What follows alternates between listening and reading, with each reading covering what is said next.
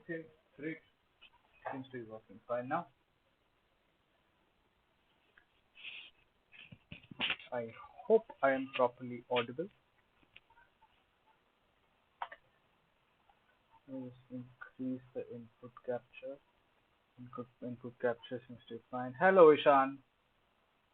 What's up?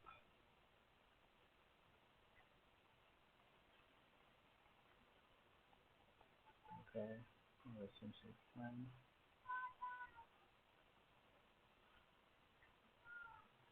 Currently attending my old college review. What do you mean by that? What do you mean by old college review?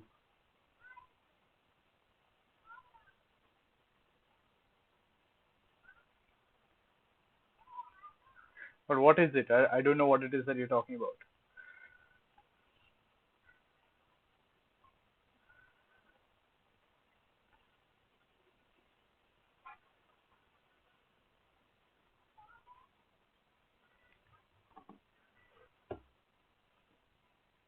Used to be in another college, like how we had our review. Vaisa.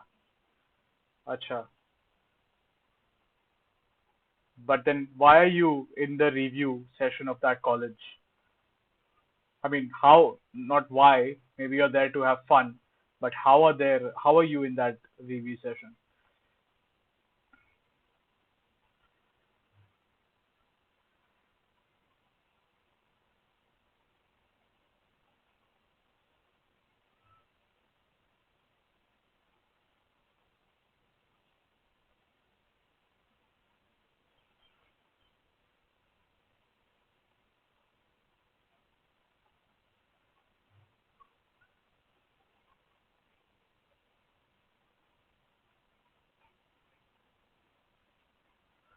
I'm seeing a real shit show take place.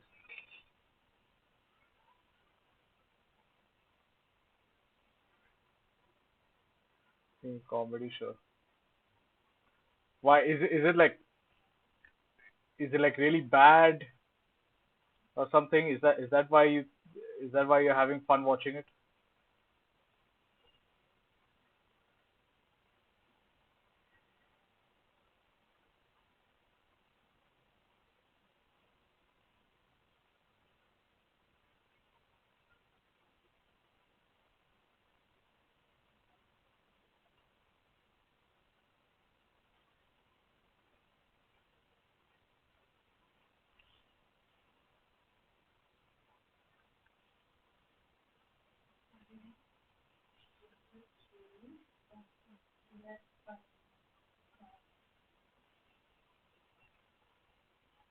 Like this इसको curve करना है हाँ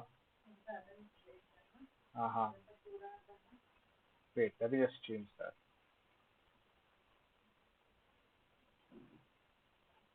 like this. Where'd you go? Yeah, there you are. Or do you want me to curve it some more? Like it'll come behind her hand.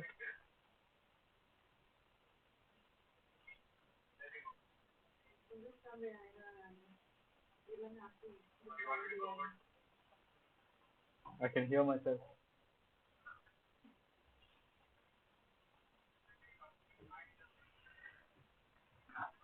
The college program was badly structured, so the students are really frustrated. So we're just blowing steam on what is happening. So biopunk moments are very.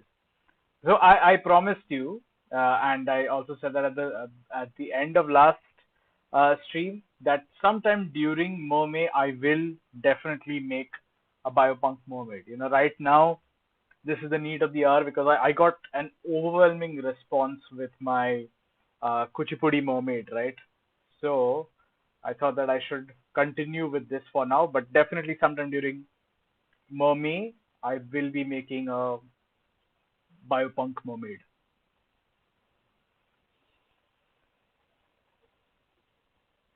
Fine. Huh?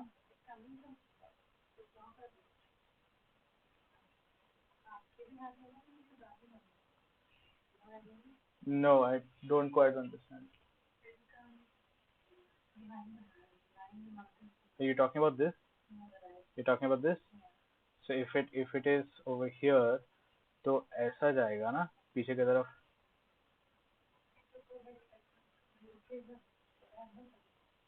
So are you saying that it should be something like this?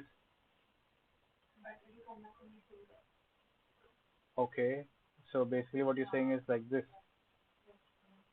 Okay. Okay. So something like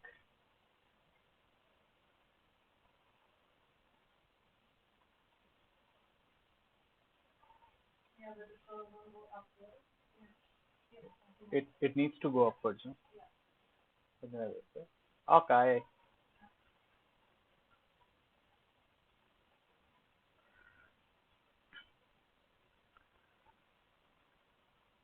Thank you. Thank you so much. So this is what I'm making today is Lavani, right? And so this is the dance form of the Maharashtrian tradition. And my wife is a Maharashtrian, so she as well as uh, the family as well is actually really helping me out in trying to make this design a little better. Previous to this, I had this design, with the hands joined at the back, but then my wife gave me the suggestion, why not make it open like this? So I tried this out, and this actually looks a lot better than what I had done previously. So I'm going ahead with this. So you know,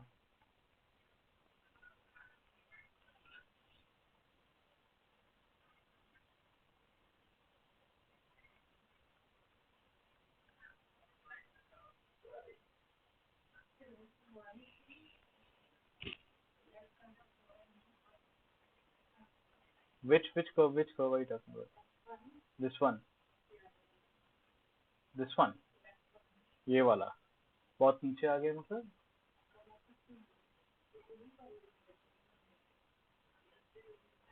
हाँ.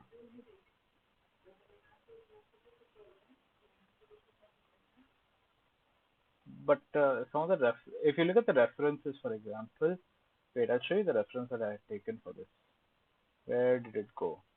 Not this, not this, not this. Where did I don't have the reference right now. Karu, is that correct though?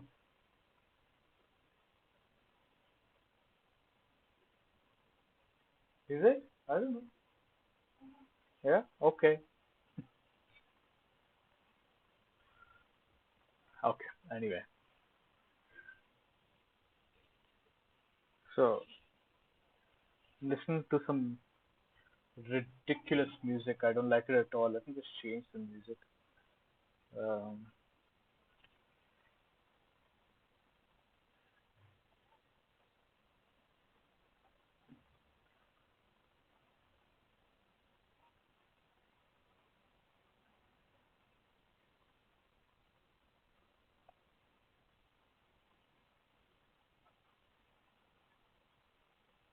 okay.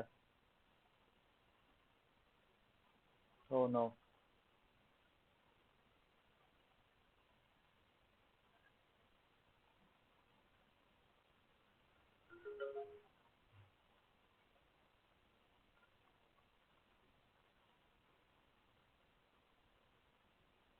I really need to configure my earphones right now. The earphones that I have giving me some kind of a cloudy music, you know.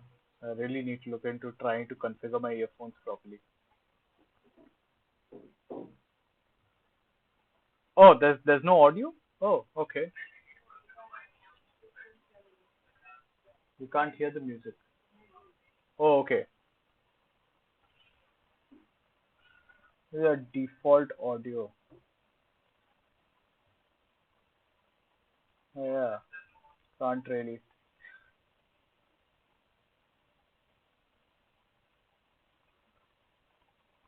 Should be working fine, but it is not. Okay. Okay, I'll figure this out some other time. Oh, if that's the case, then I can actually play whatever I want to because you guys Can't really hear it. The default audio source.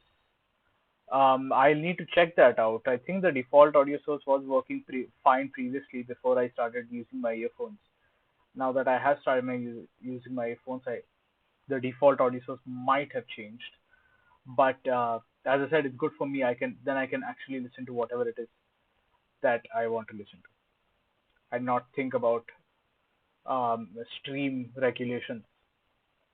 You know, I don't know if you have heard Underneath the Blood Orange Sky. It's a beautiful song. I love C2C Delta also, so I think I'm gonna start listening to C2C Delta. No, it's fine.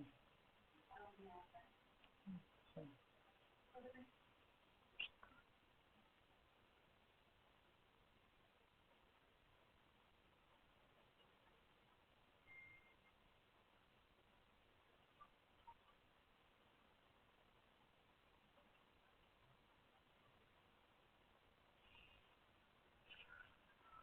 Click on the sound and change to your speaker headphone. Heard about 1975. Heard about 1975 as in? I didn't quite understand.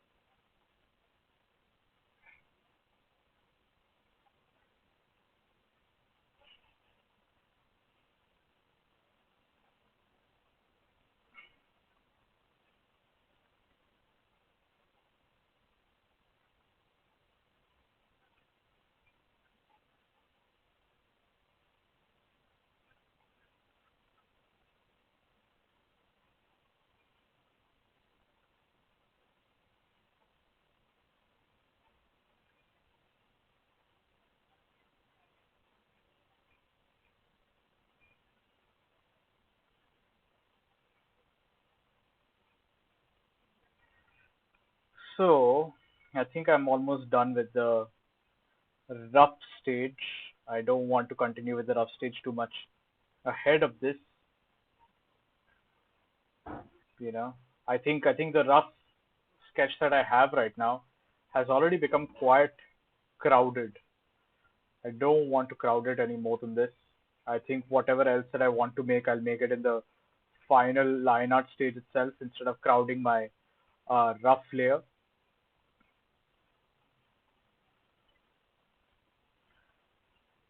It's happened to me many times where I kind of um, overcrowd my rough layer, and after I overcrowd it, it becomes very difficult for me to figure out where my actual line art is supposed to go.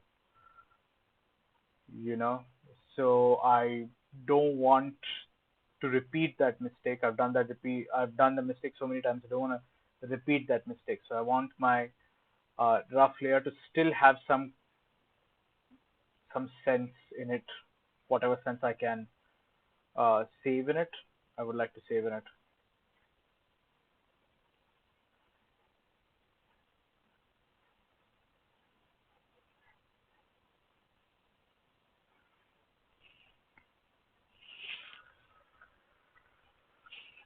For the rough layer,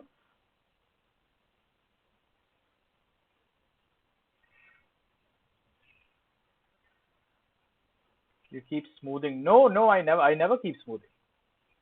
In fact, I am someone who doesn't really know or understand what smoothing actually does.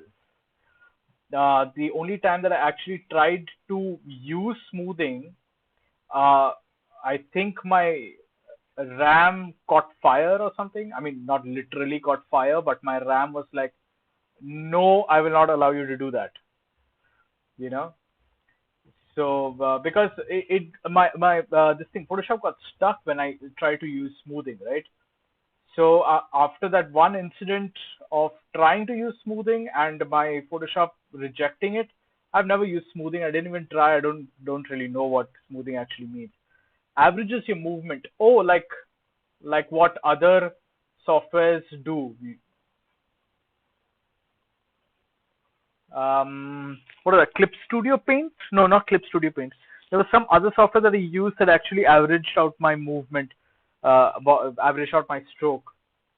I find that very disturbing actually. When the software tries to average out my stroke, I actually find that very disturbing. I can't say I quite enjoy it.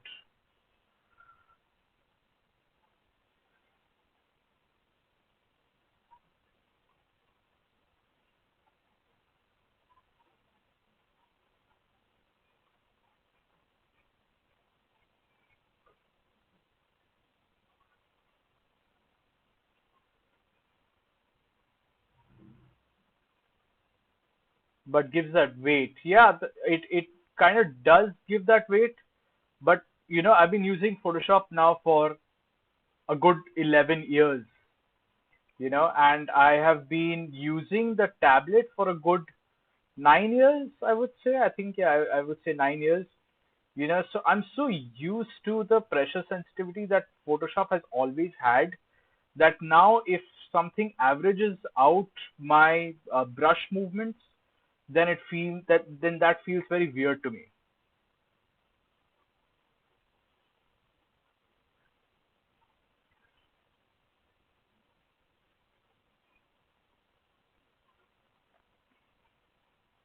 Oh yes, I've actually used the mouse and the keyboard for to try painting some things, and I actually kind of got my way through it also. Certain but certain things in the past, I was actually using um, the mouse and the keyboard and things like the pen tool and the gradient tool and so on and so forth to try and do digital painting, and I succeeded to a certain extent before I started using the tablet.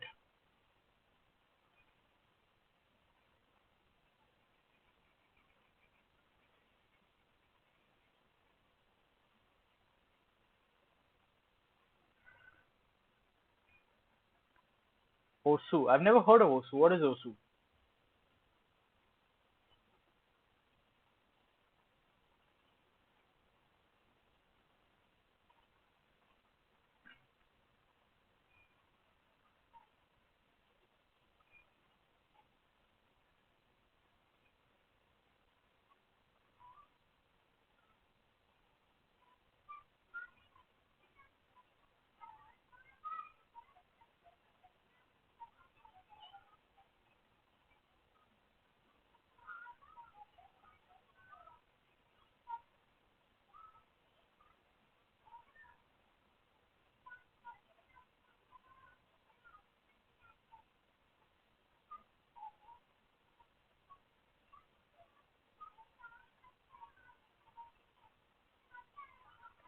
Focuses on accuracy. Is that like a software, or is that like an online site for drawing? Because I've actually used a lot of online sites for drawing as well, just for fun mostly, never for any kind of professional projects of any kind. But I have used a lot of online software just for fun.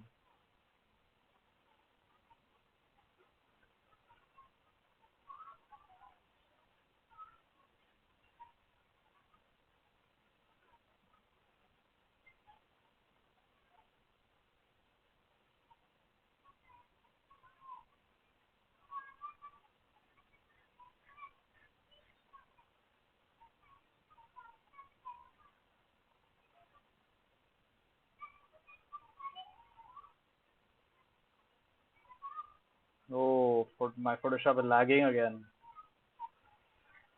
I don't know why my Photoshop is lagging so much.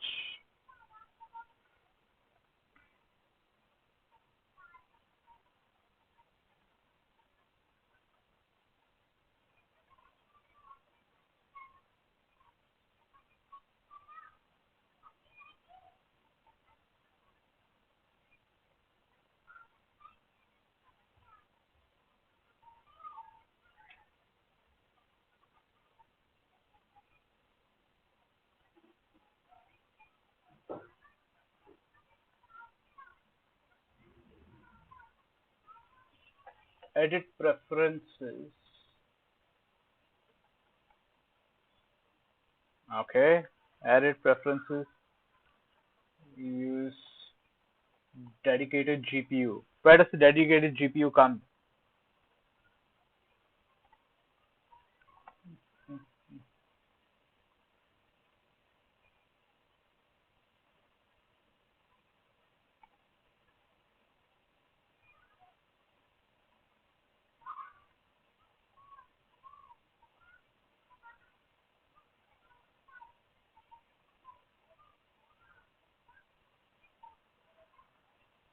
Goes in, comes in 3D.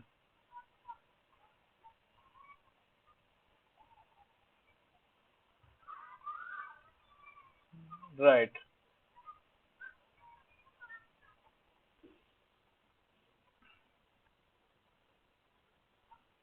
And yet the lag.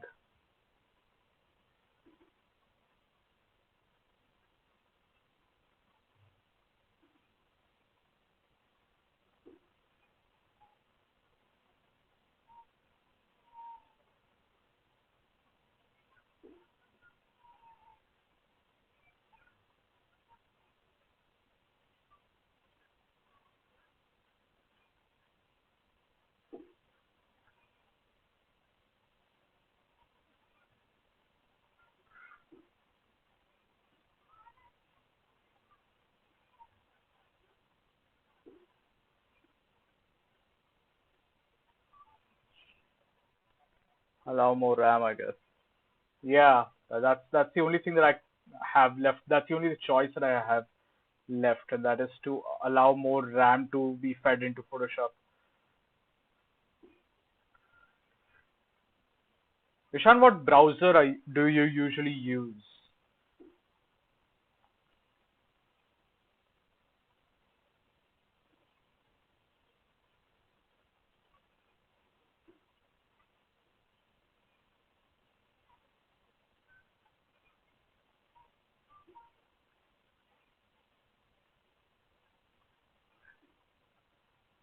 What's up? Arey Avik! I didn't even know you have Twitch, let alone use Twitch.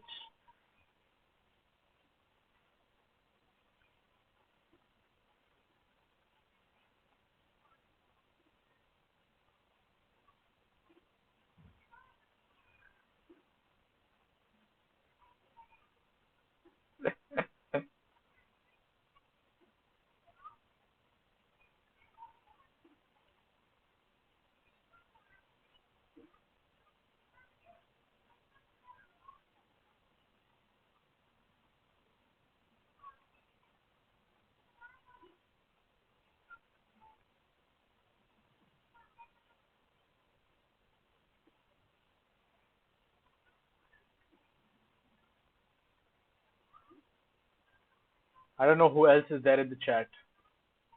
I can't see anymore.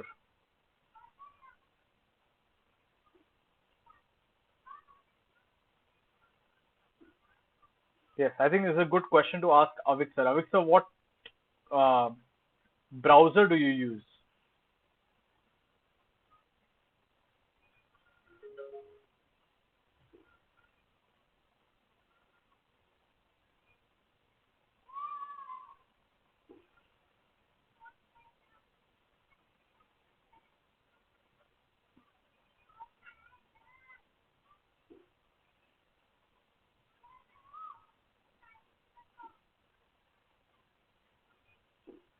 Chrome. Okay. Doesn't it feel like Chrome is eroding your system? Like Chrome takes up so much of my CPU usage, and my the fan of my system is constantly whirring when I am using Chrome. At any other point of time, even if I'm using Photoshop or anything else without the use of Chrome, my system seems to be absolutely fine. But as soon as I start using Chrome, my system for some reason gets fried.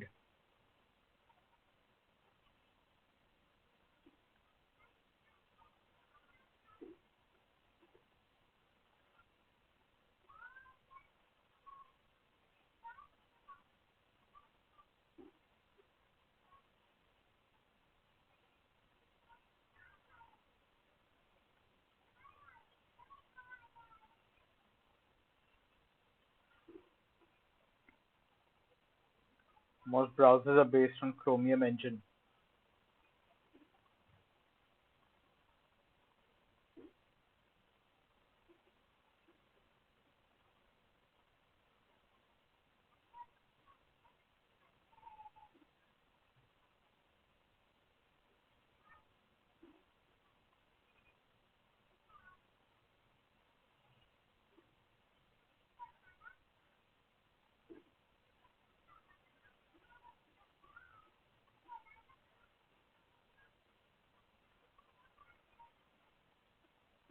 Okay, I like giving my mermaids fish ears, or not really fish ears, but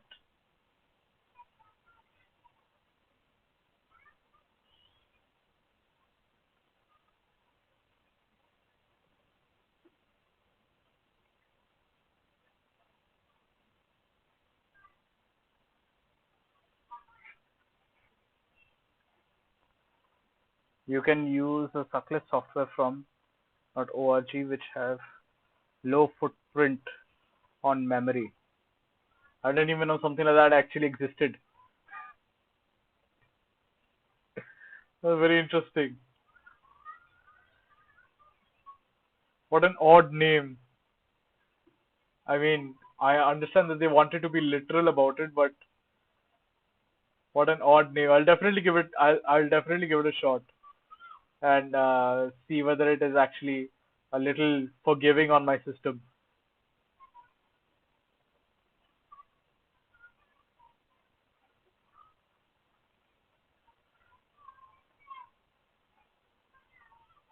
In fact, why don't I just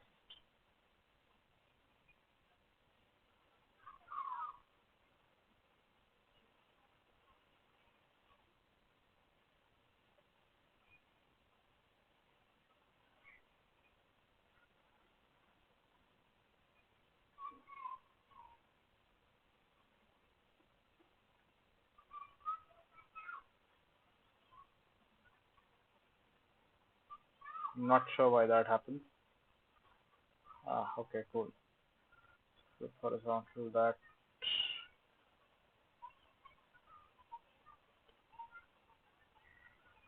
and let's fill this in.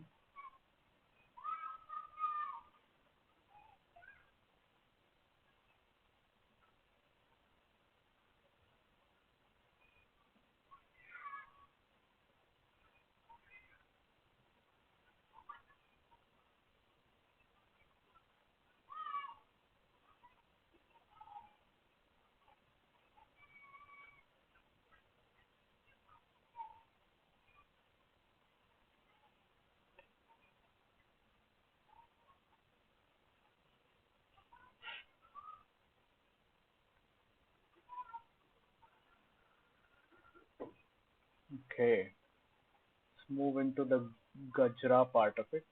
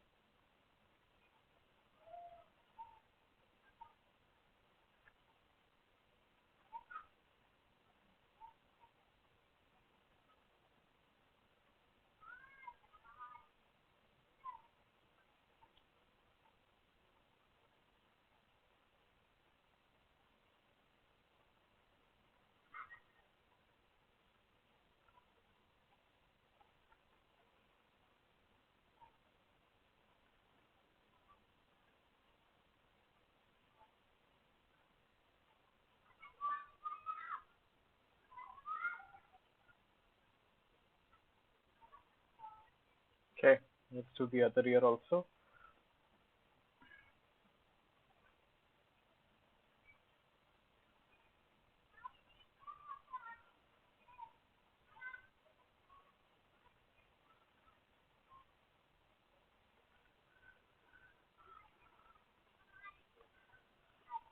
This has been a very intriguing process. I'm glad I came up with this idea. One of the things that I was doing the other day, I think before when May just started, is I was looking at my portfolio, the very old portfolio that I have and that's not been updated for the longest time, and I honestly don't actually have much to update it with. That's one of the reasons why I even started Twitch, to be able to create things that I can update into my portfolio, and things that I'm making for myself and not under the supervision of a client as such, so I don't really have to deal with NDAs and stuff like that. Uh, but one of the things that I realized and recognized is that I don't really have much of Indian cultural content.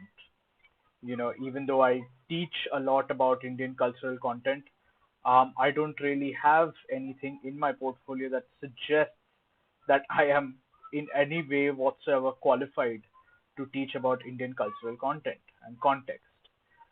So this mermaid and the idea behind this mermaid, I think, is my first uh, what like valid attempt at trying to create something that might be recognized as an Indian content,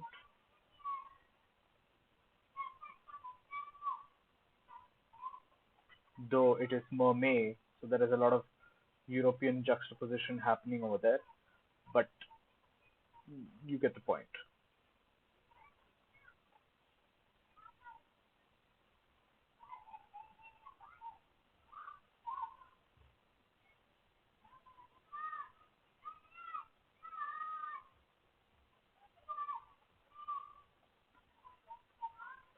I've taken a lot of references to be able to make this.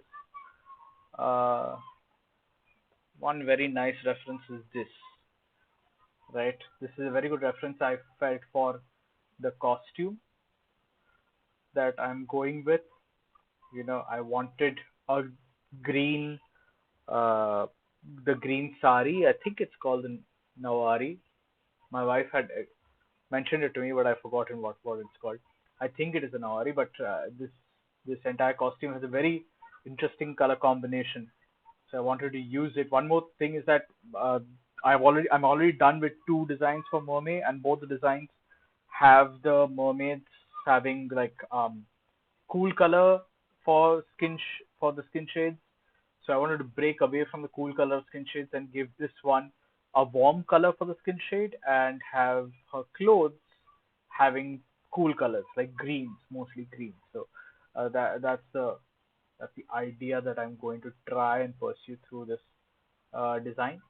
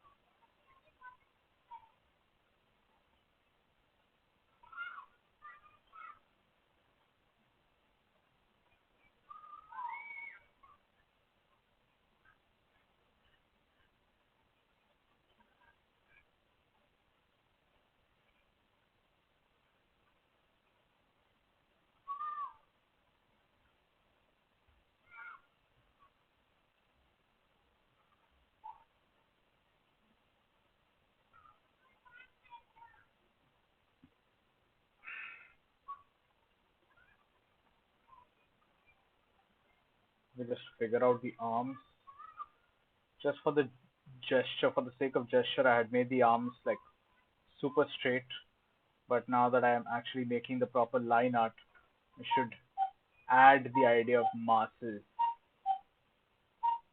There goes my cuckoo clock. I think it is about 7, close to 7.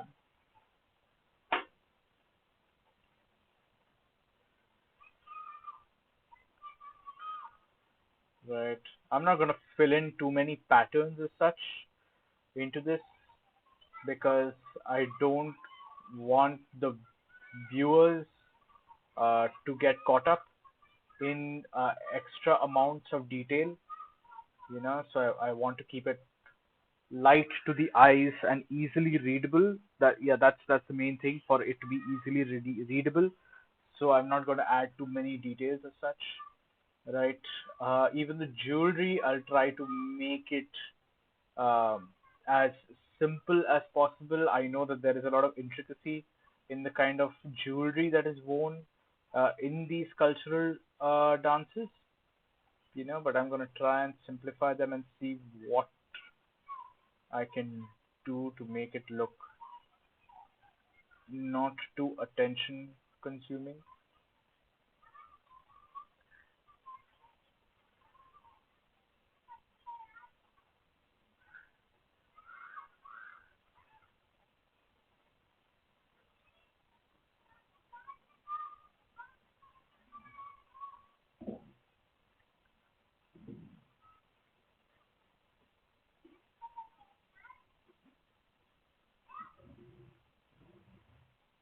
And it definitely feels nice to, kind of step away from the usual digital painting that I do.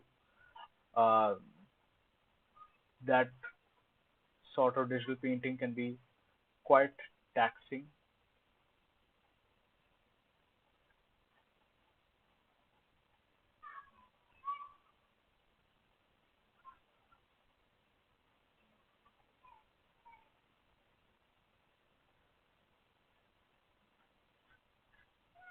While I'm making illustrations like these, I'm still trying to figure out the same kind of things that I'm trying to figure out in the other digital paintings. I'm trying to figure out form. I'm trying to figure out light. I'm trying to figure out the balance between shades and tints and what kind of color schemes to use. Sure, all those things are definitely there, but just that extra effort that it takes to create something three-dimensional, as soon as I let go of something like that, it becomes easier.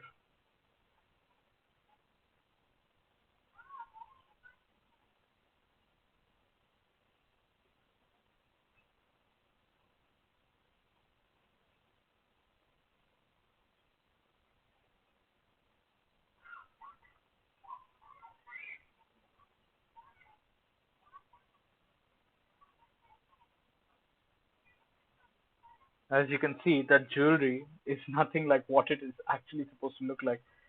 I just went a little crazy over there and created some kind of a custom design right there.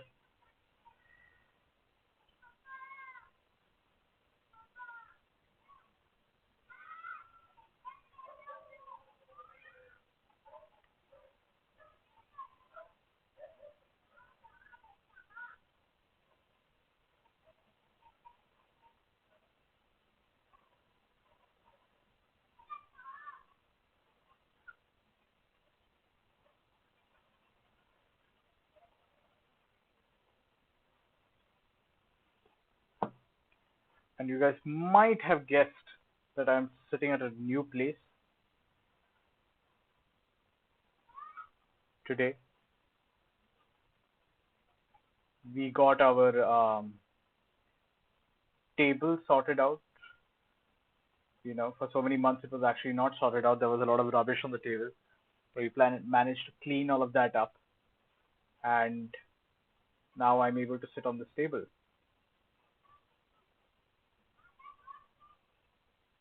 It's actually not meant to be used this way. This is more of a this is a drawer. It's not really a table. This is a drawer, but uh, it's a nice change from the usual. I usually sit on the couch while I'm doing my live streams. So being able to sit over here is a nice change.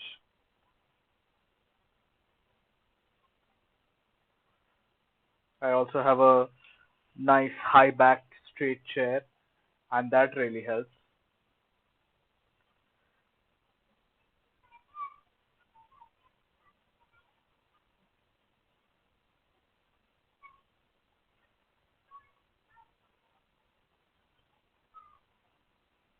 There's something odd about this line art because I think the previous line art that I have is not as neat as the one that I'm doing right now. This line art actually seems quite neat, so I might just add some few extra lines here and there to remove that extra level of neatness.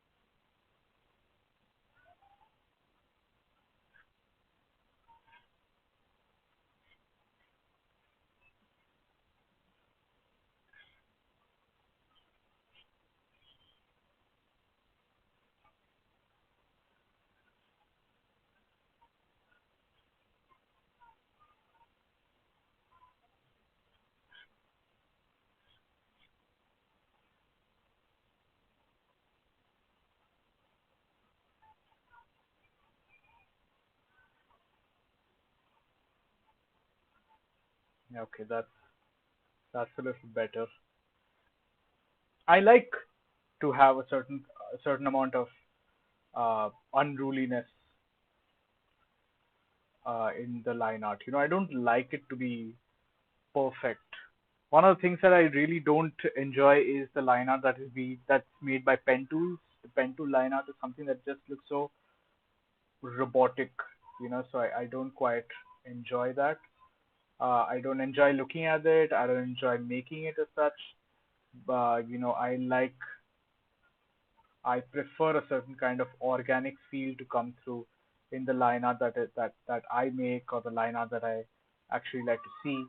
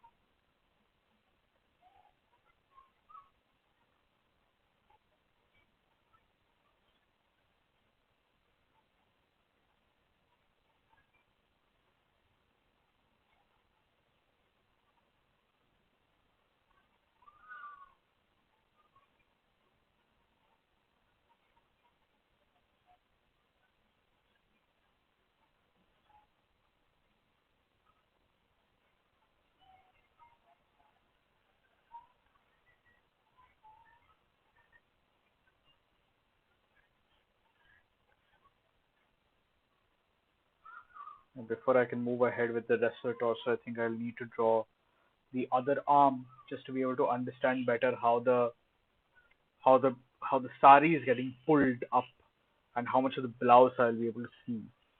So I'll have to draw the other arm also.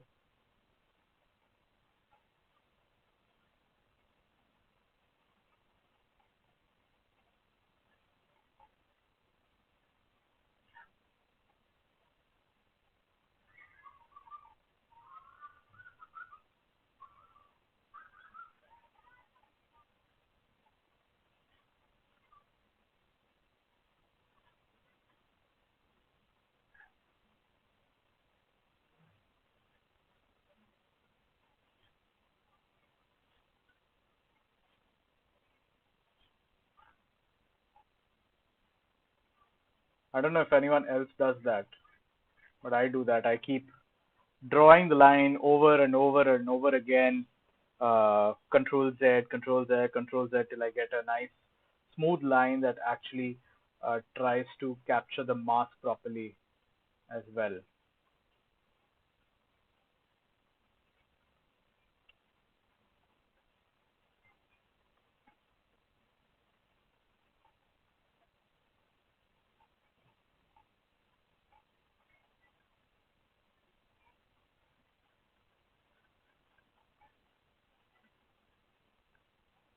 Right? Because I'm expecting the blouse to be a little tight, so maybe a little bit of a pinch there can actually add that level of uh, accuracy, detail, however you want to look at it. But yeah,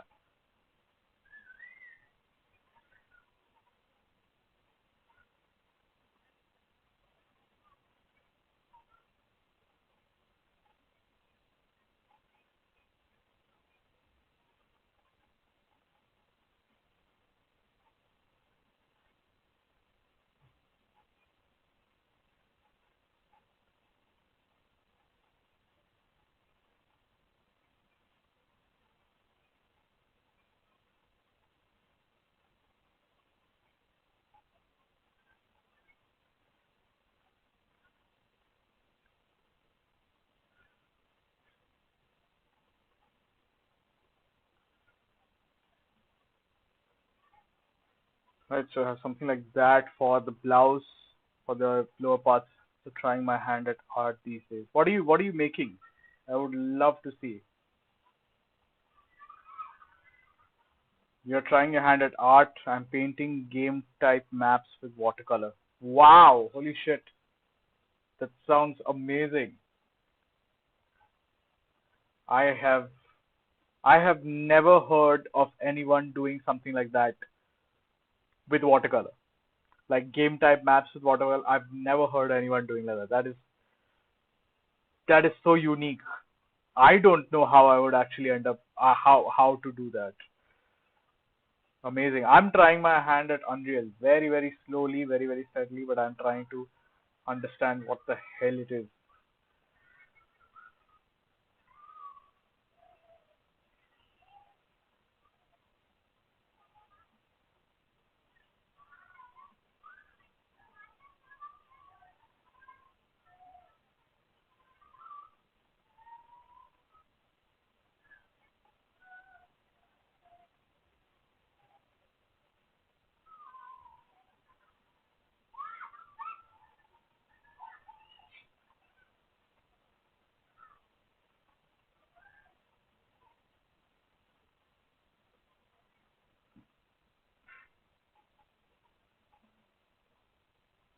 Oh, there it is.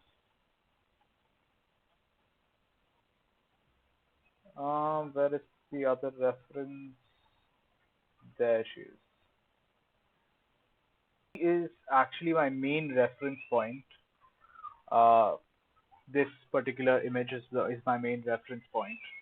So I've tried to build things around this reference point, and then I have taken the inspiration for the face from somewhere else, and I've taken the inspiration for the upper parts of the arms from somewhere else. The clothes are taken inspiration from somewhere else.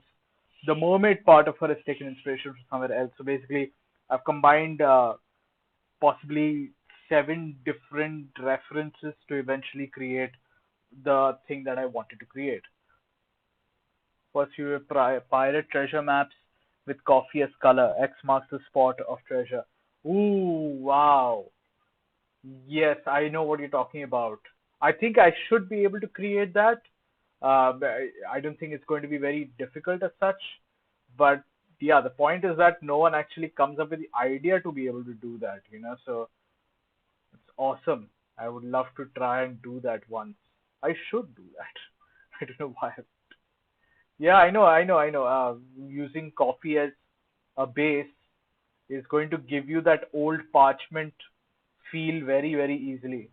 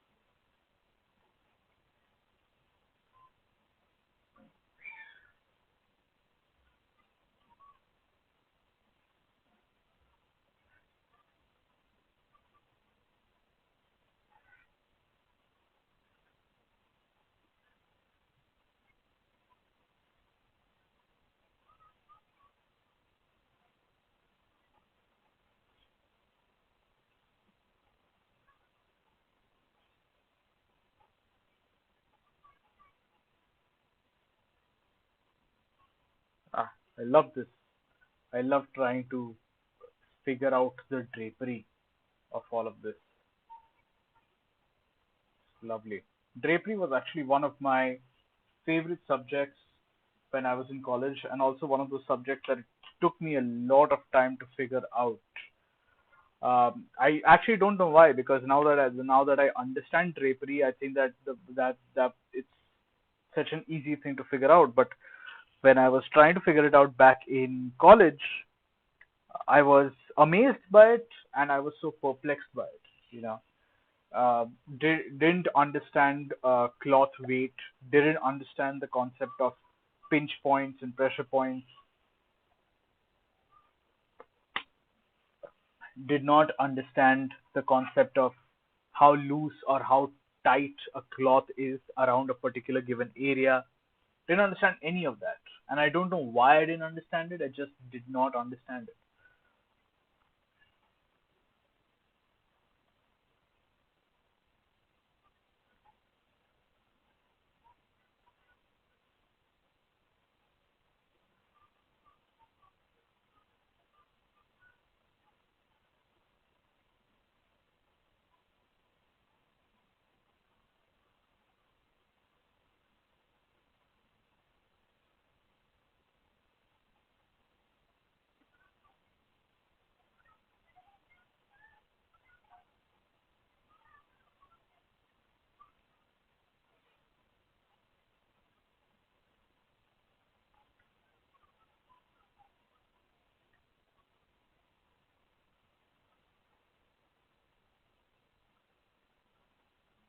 Supposed to be a nice,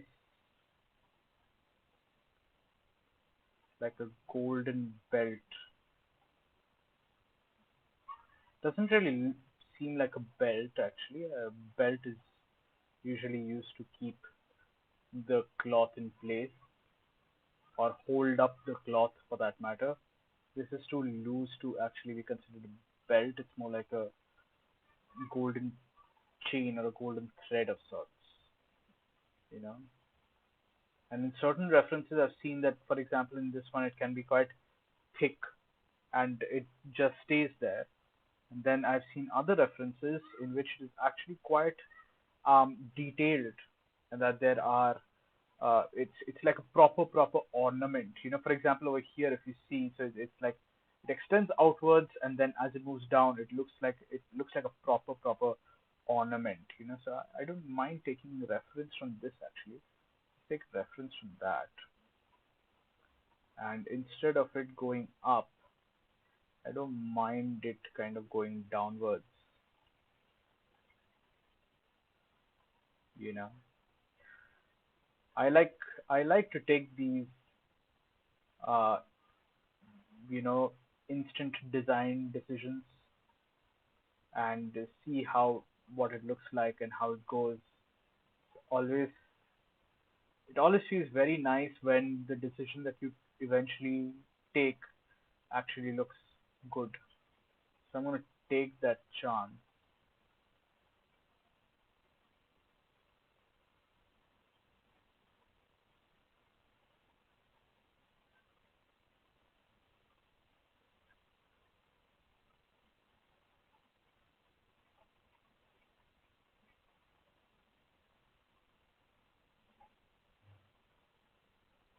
right?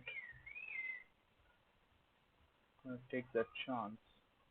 I'm going to add this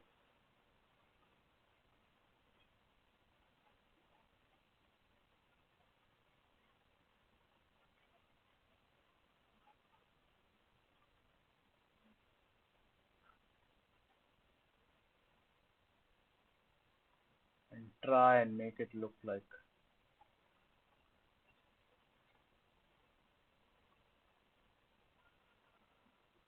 it's going backwards.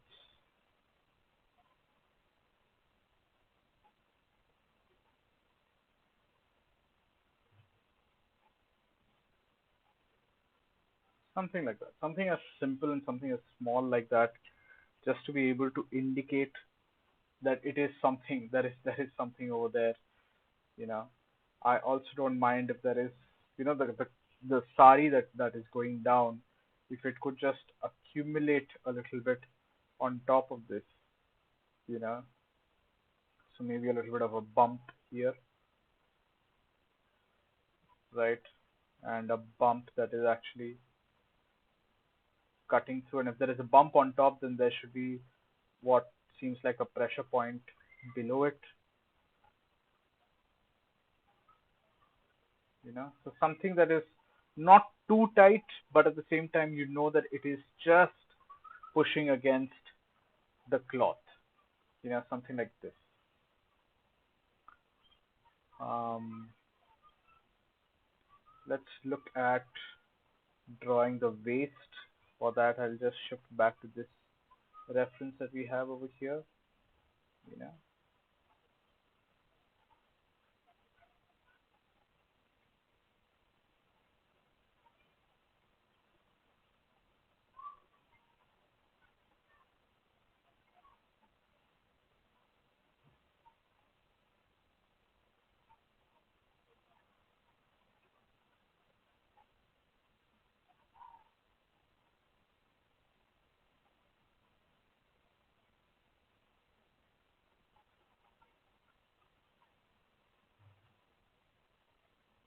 Right, so have that for the waist, and then this entire part of the sari is what I'm going to actually make as the last part of the sari before the entire mermaid understanding comes through for her.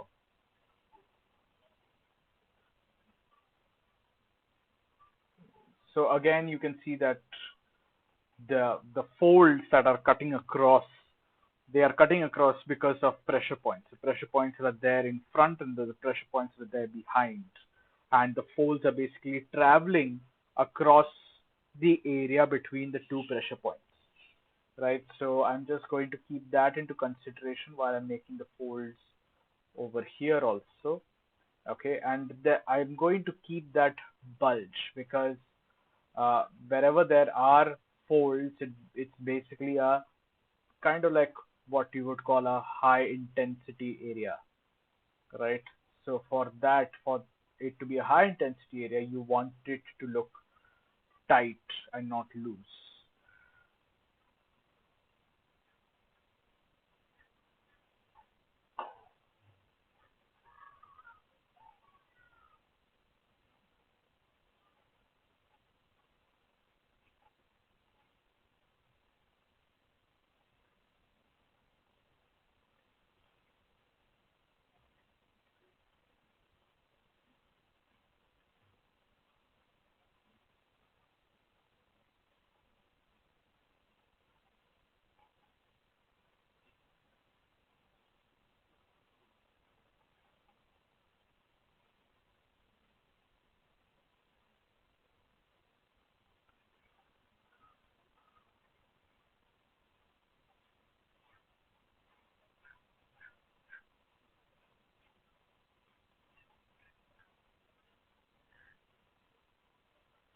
Right, so this is something good to start with as such. I just realized that my music has stopped. Let me just go back into this and continue listening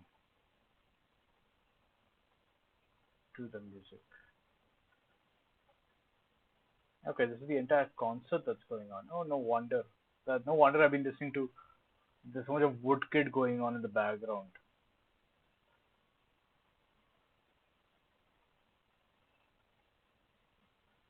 Hmm, what do I listen to? Okay, let me listen to Poets of the Fall, Alexander Theatre. Anyone who is actually a fan of Poets of the Fall, or is actually just looking to listen to some really good live uh, live recorded music, you guys should definitely listen to this stuff. This is just this is just meditative. It's beautiful. It's brilliant. I love the songs. I love the music. I have been a big fan of Poets of the Fall for the longest time, and so this actually really helps to kind of help me relax works really well. If you guys were able to actually listen to this, then there's a very good chance that my post would be out for like copyright issues or whatever. But since there is no music, I don't mind listening to this while I am doing my work.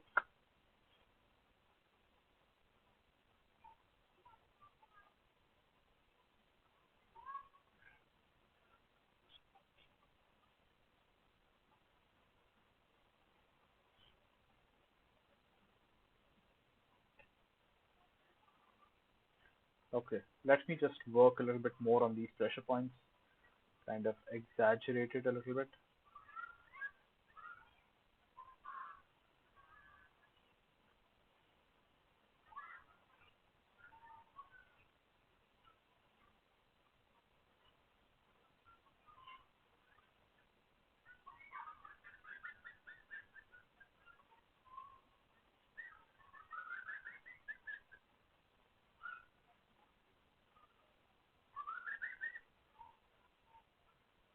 Okay, that looks nice. That works.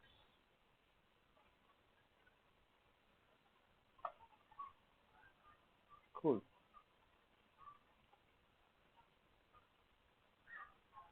Let me just complete this part a little bit, since this is still part of the sari. Just complete this. This is part of the mermaid tail. So okay, that works.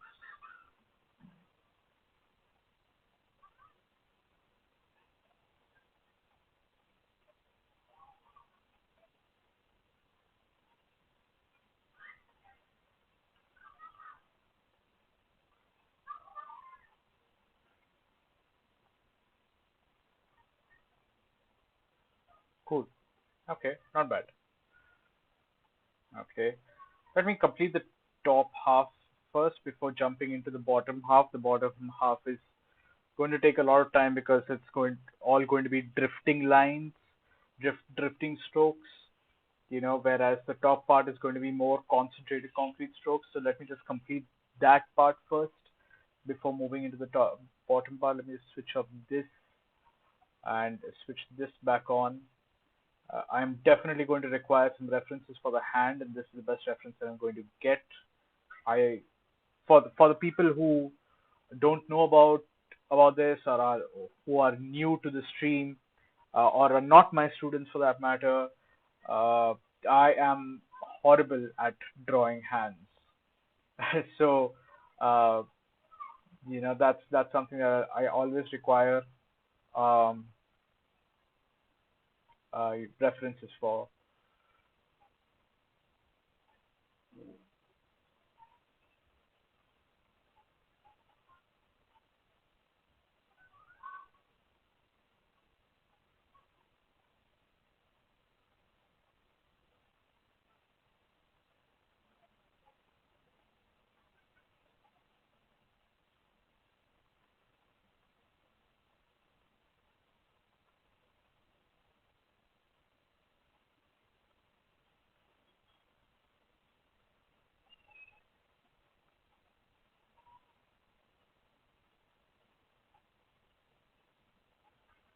Let's change that a little bit.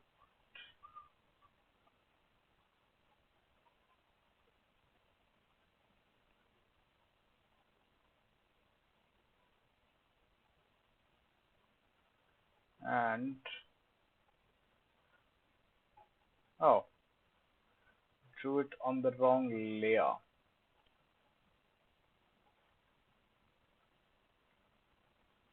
Cool.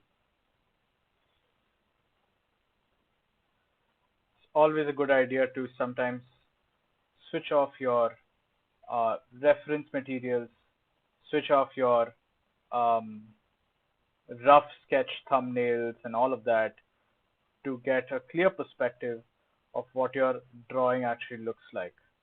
Now right now the main thing that I'm actually dealing with is the bangles that I'm going to be making. Should I be making it like this or should I be making it the other way?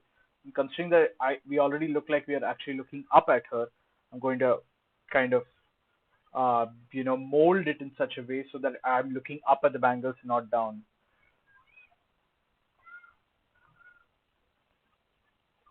That's a good idea. It is a very, very good idea. But blocking out cubes and cylinders will only kind of take you so far. After that, you are going to definitely get stuck because the people who draw hands really well also know the skeletal structure of the hand. They know how the joints move and to what extent the joints can move to. And that is the best practice to be able to first figure out the skeletal structure of the hand and then feed in muscle on top of those skeletal structures. So unless someone actually knows the skeletal structures, that person is definitely going to get stuck with the idea of cylinders and boxes.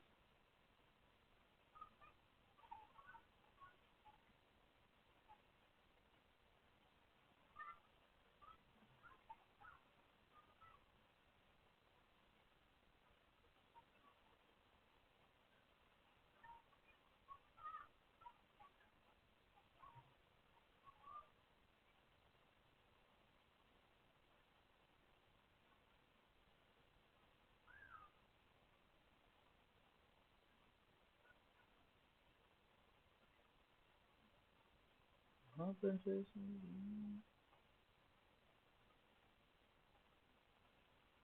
gonna change that. As in, I'm gonna change the colors of them as I move forward. They don't look like the traditional bangles, but I think I'm gonna keep it that way because the tradition, actually making the traditional bangles is going to take me a lot of time. And I'm that's the kind of detail that I'm actually lazy to make. So I'm going to keep it as is.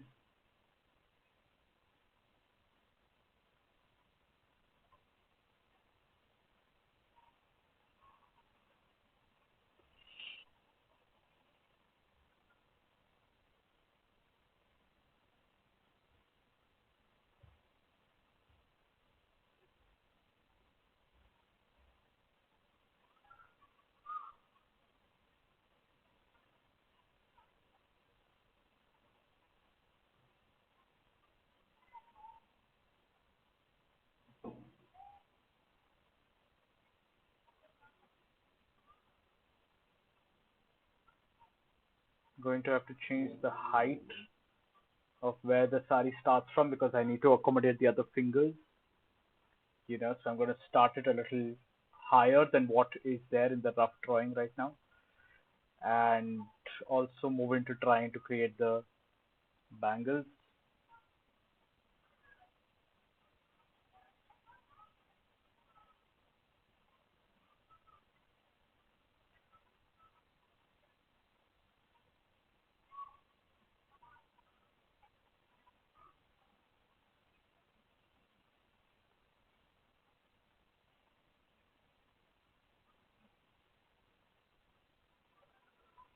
Okay.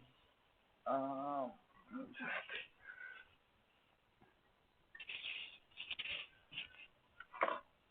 Switch on the AC.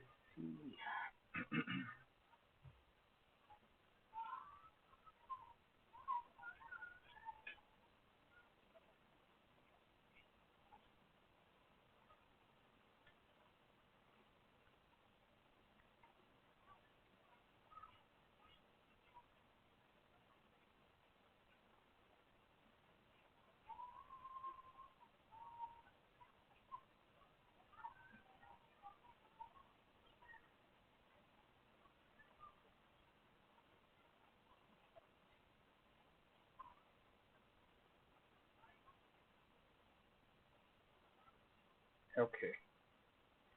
Okay. All right. I will refine this a little later.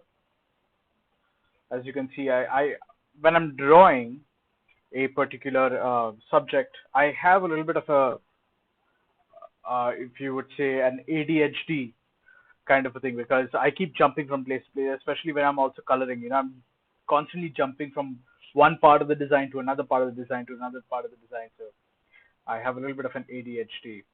So just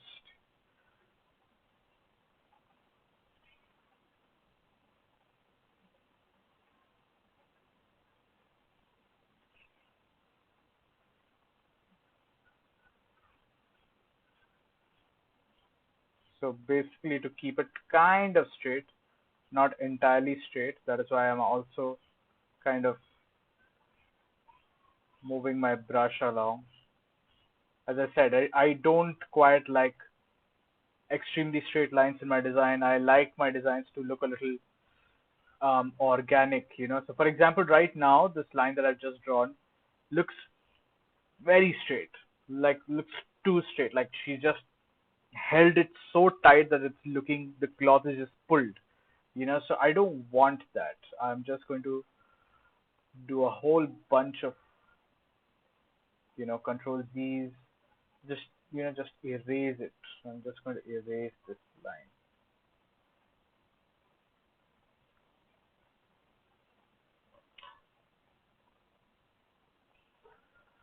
Oof, my laptop is really overheating.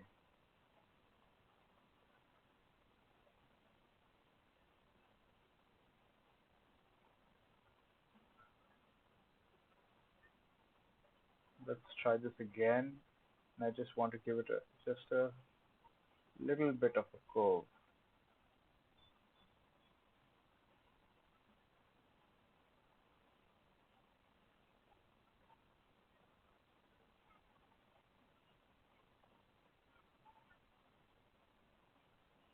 Sorry about the black screen that came in between. I just removed my charging cable, and whenever I remove my charging cable, my screen just goes blank for like a second or two before coming back.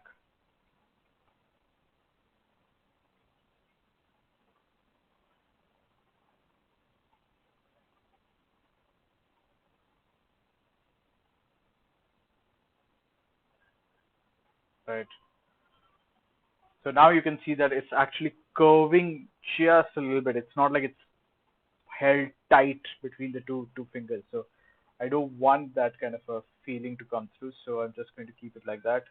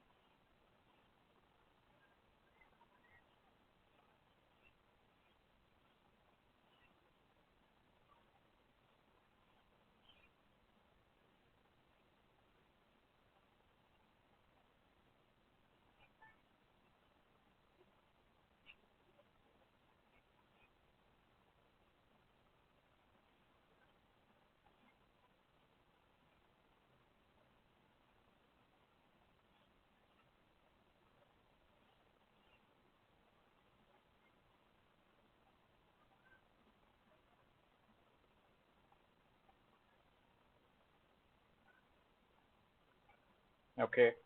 So this over here, the finger over here, the hand where she's actually holding on to the sari is a pressure point. That's why even in the reference you can see that you see the folds actually originate from the place where she's holding it, right? So that becomes your pressure point. And so based on that pressure point, I'm going to pull out,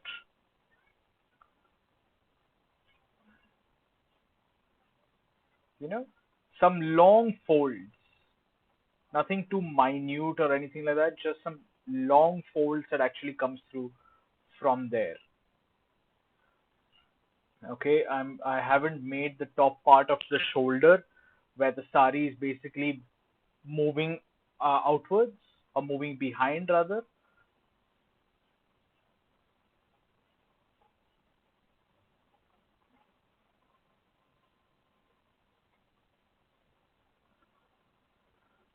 So basically, that's the part where the sari is basically going behind and then falls backwards and then she picks it up, right? So it's going to curve out from here.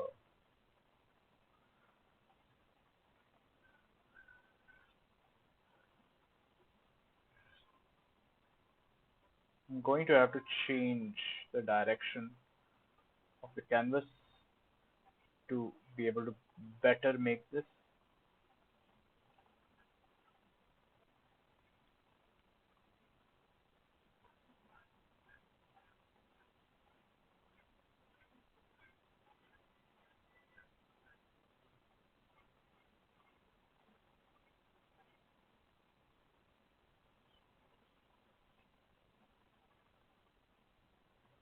I have this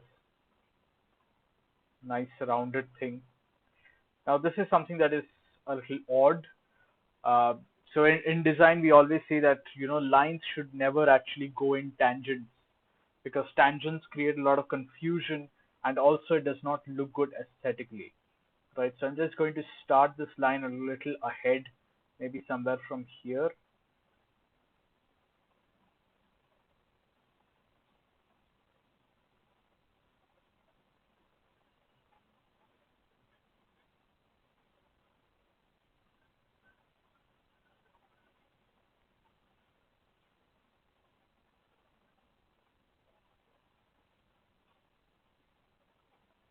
you know.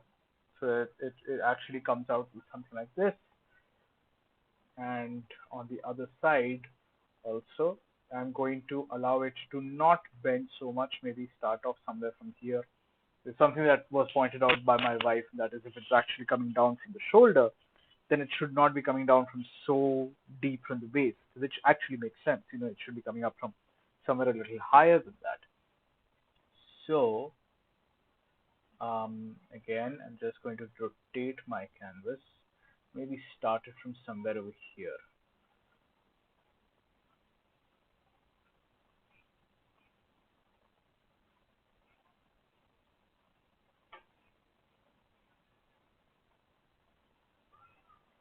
Rotate that. Let's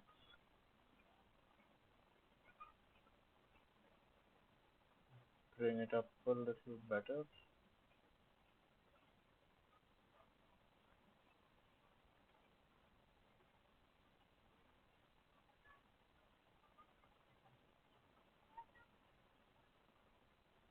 See that?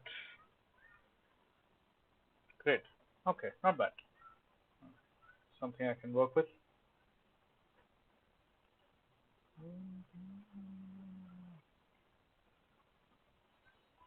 So this is where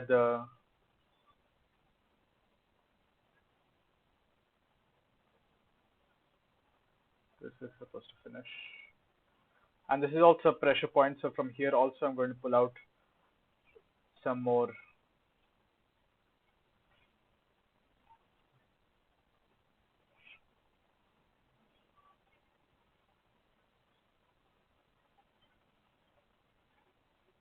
Right, so I've pulled out some uh, creases, some folds from our pressure points.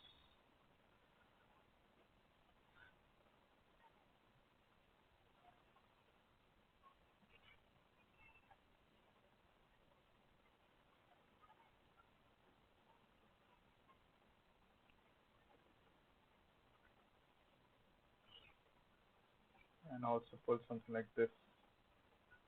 Okay, cool. She's missing an elbow.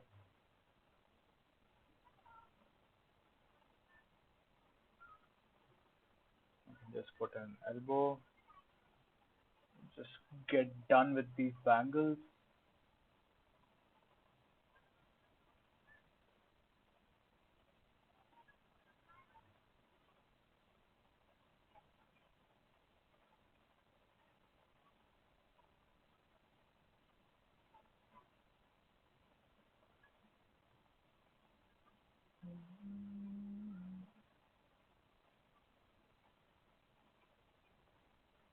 Finish this off.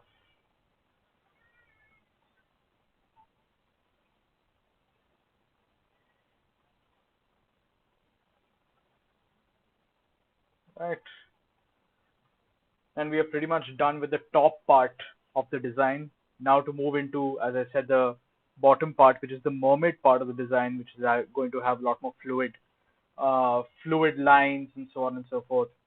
So for this particular mermaid, I thought that I'm going to put fins on the sides and something that basically trails downwards, and also a little bit of fins in the front also, but in the bottom half of the front where it is curving, and then basically the fins basically curve outwards on the other side, right? So I don't know how this is going to turn out. Let's have a look and see what it looks like in the final version, in the final line art version.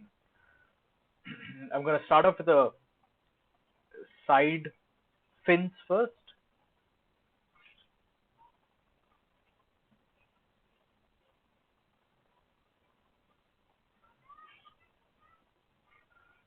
Just trail down the length, the body.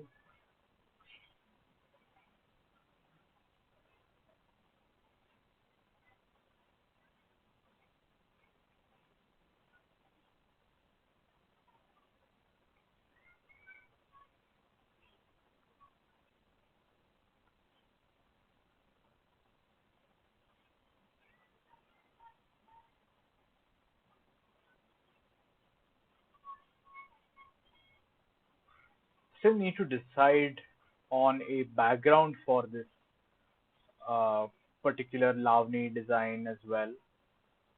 Um, the first design that I had done, which is for Kathak, the one that has not been uploaded yet, um, I just randomly decided because I was looking at other mermaid designs as well, and one of those mermaid designs had this beautiful arrangement of seaweed behind the mermaid. So that gave me the inspiration to draw seaweed for the Kathak design. And when I was drawing the seaweed for the Kathak design, I had at that point in time decided that I'm going to draw a school of fish for the next design, and that's what happened for the Kuchipudi design. I drew a school of fish. I have some other things also in mind. For example, drawing coral as a possible uh, background. Looking pretty. Thank you. So drawing coral for the background. I was also thinking of drawing a wrecked ship as a background also for something. Um, uh, Other things also, I wanted to draw a turtle as a background also. Uh, so that was also one of the ideas that I had. So I'm gonna just go ahead and see. Maybe I might just draw a turtle for this one especially because I also wanted to draw a particular turtle that I know. Um, his name is Rex, so I thought I'll actually draw Rex as a background for this and see how that goes.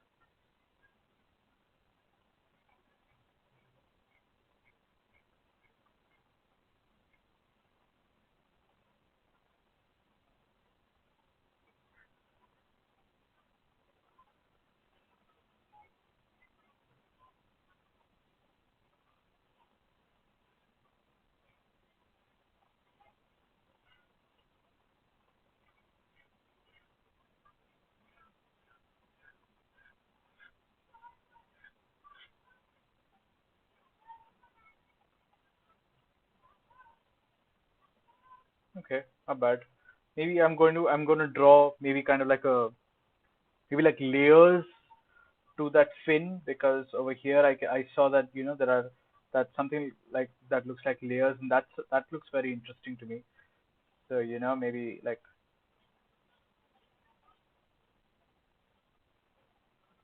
draw layers.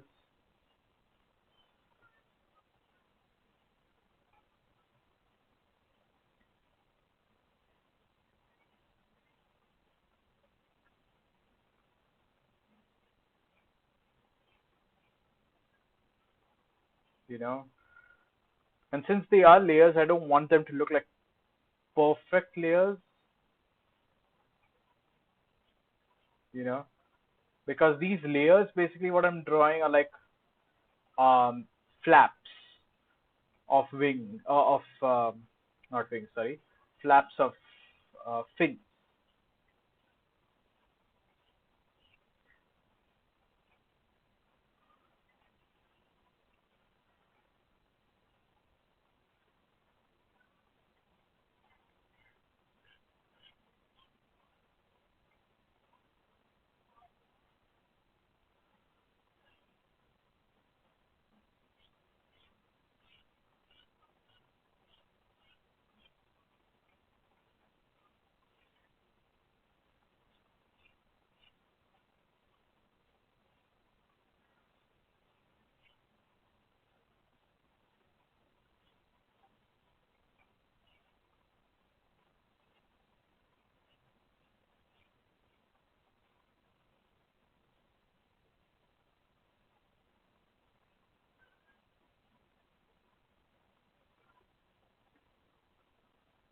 So something like this maybe, maybe an inner flap also, maybe somewhere over here, a much smaller flap.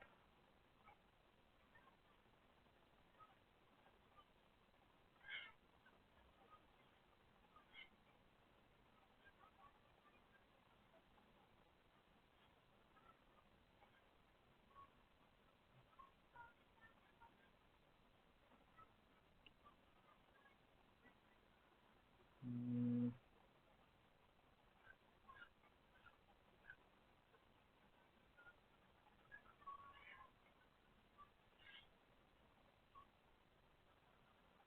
Let me just flip this entire thing around so that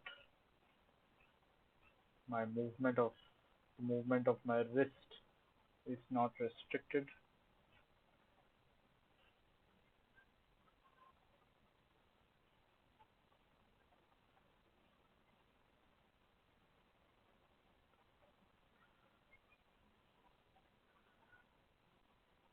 Right. So a simple fin with flaps like that. Um, I'm going to continue with the rest of the body now. So,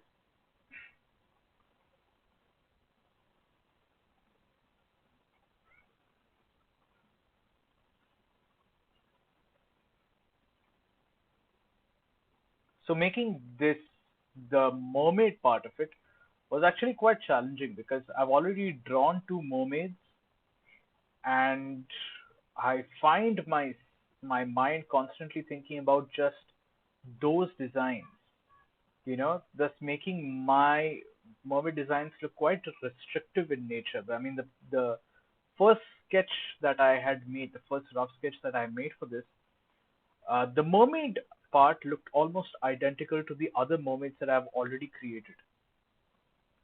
I had to actually scour through quite a lot of references, mermaid references and fish references to be able to come up with this. And even this, I feel, is not very different from uh, the designs that I have already created.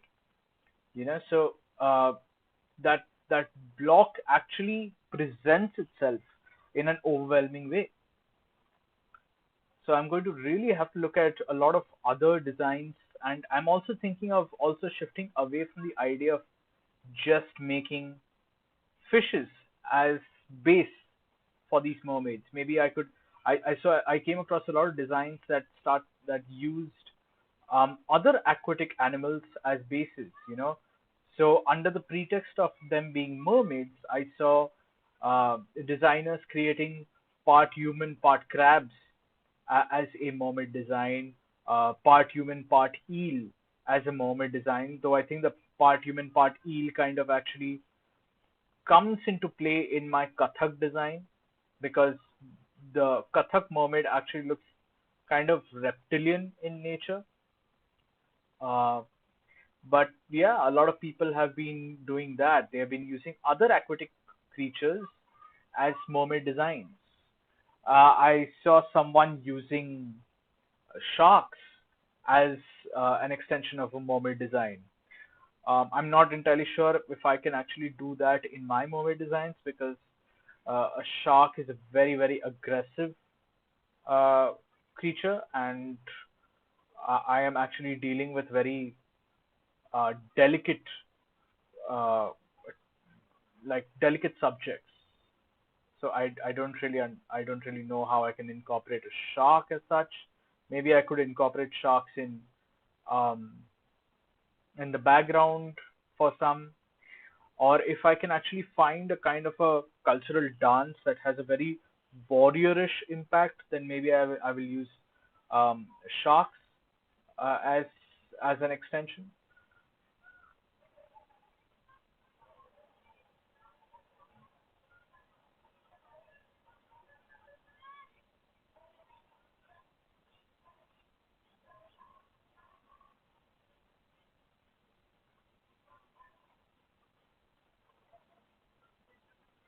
Feels very odd to be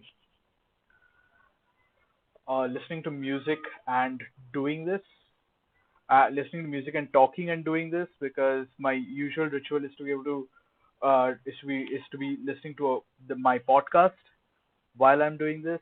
You know, still so hooked to the Draftsman podcast. It is just brilliant, and there are so many episodes to it. I think it'll easily feed me for at least a month, at least a month. There are like three seasons of it, and each season has like I think 24 or 26 episodes. That is just an insane amount of content, and really, really good content. Very honestly, I am falling in love with it with each passing episode that I listen to. So yeah, it's just brilliant.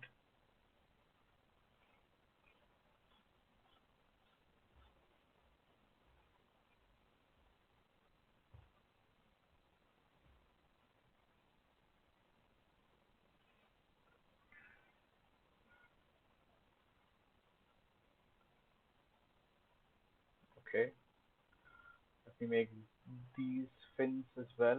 I'm going to have to rotate this.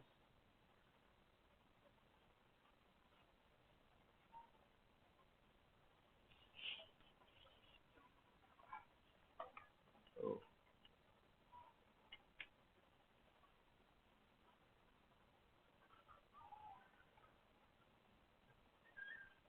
sorry about the blackout again. That is again me connecting my charger back to my laptop. Again, it goes black for a second or two before it regains itself.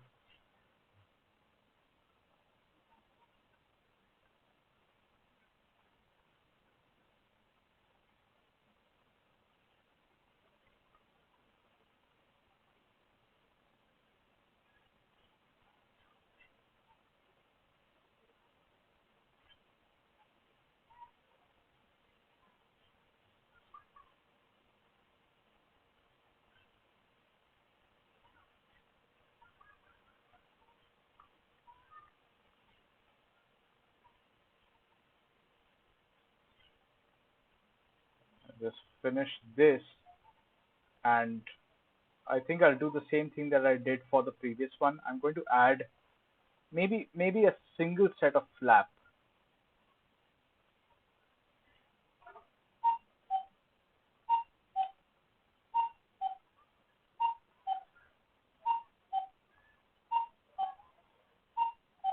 Actually, there is enough space to be able to create like maybe two flaps. I think two flaps. I'm sorry.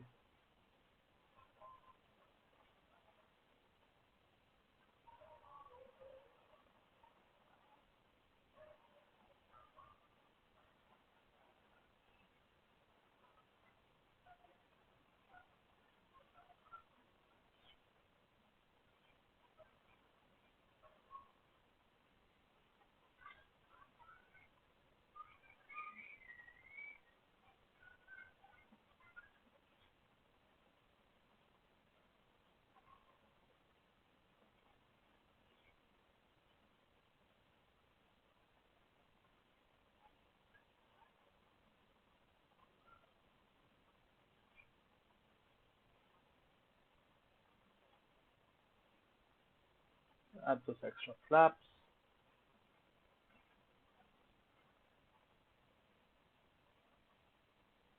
Erase this out.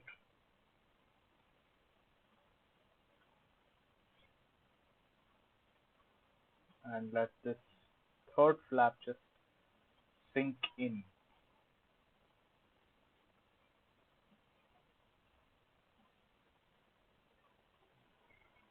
Something like this.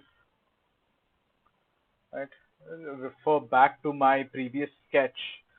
There is also these gills, these little gills that I had drawn, to kind of just signify that that's the part of the fish, right? So I'm just going to do that as well.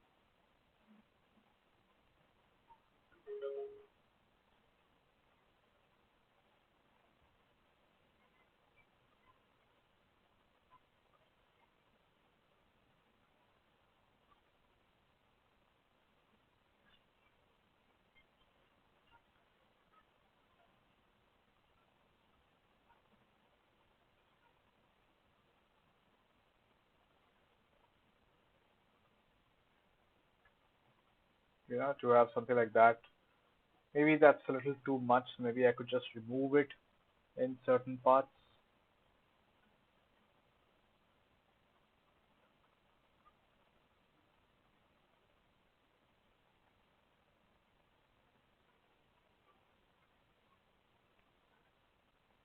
And then move into just the tail, tail fins.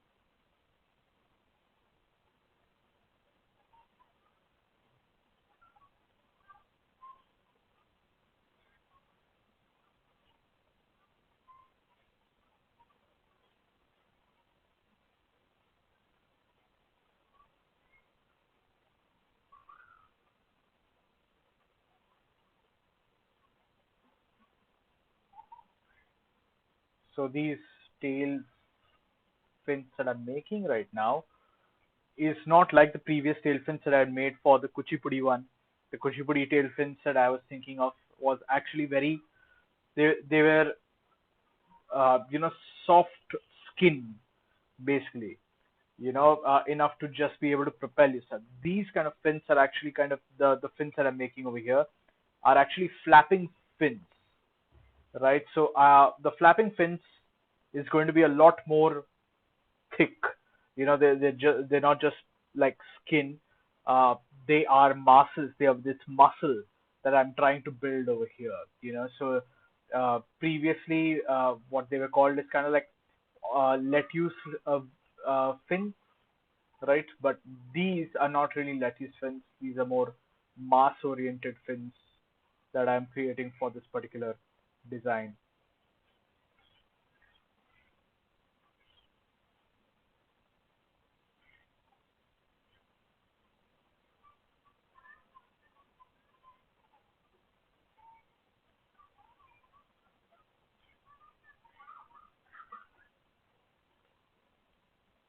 Music has stopped again.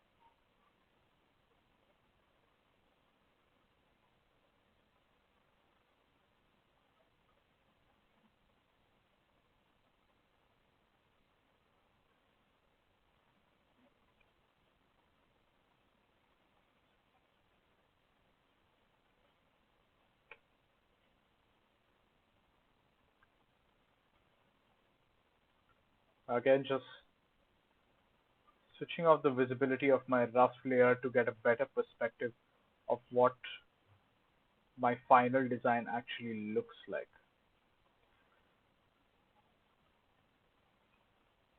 Okay. Now, one thing that I notice is that all the lines of the tails are actually moving this in this direction, where it should be actually moving downwards, where the tail actually is. So I want to use the lines to show that the muscles in this tail, is actually all concentrating near the end, which is over here, right? So I'm just going to erase these parts off,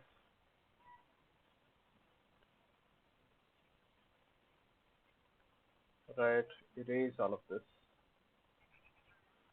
okay, and just have a better look of how it is that I want to make these lines. I want them all to kind of concentrate in this direction.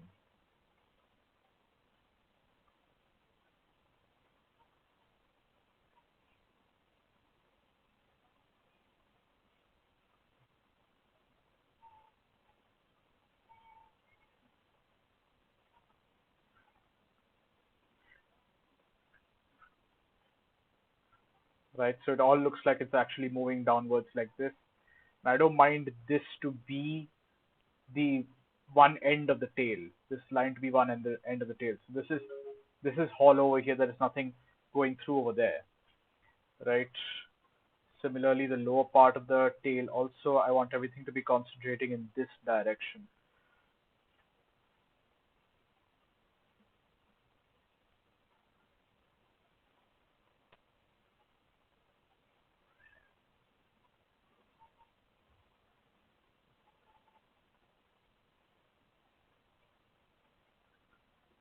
Okay, just added an extra layer over here so that it does not look completely blank over there. Initially, I had left it blank, didn't look quite good, so I added that extra layer of fin over there.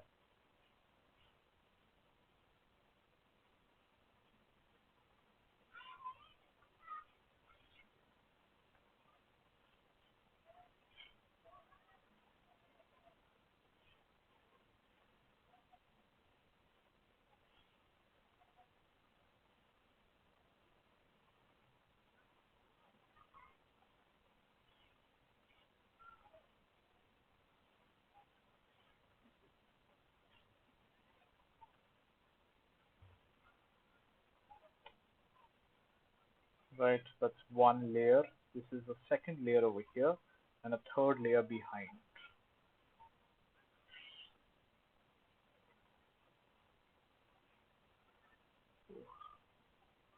Whenever I'm able to draw a line like that, at a single go, the first line that comes out is exactly the line that you actually want. Yeah, that's a real adrenaline rush for me. And then there are lines like this, that I'm going to keep drawing till I get it right.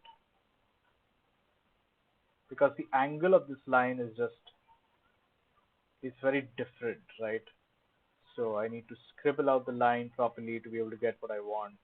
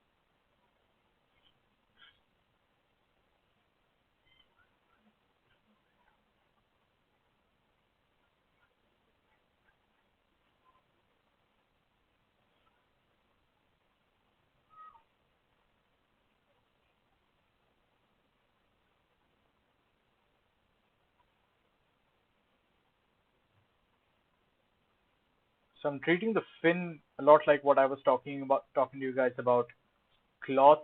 I'm treating it like cloth. I'm actually adding pressure points and so on, you know, making it look like it's all originating from the one place of the tail. Just going to remove this because it looks like it is getting connected to the tail.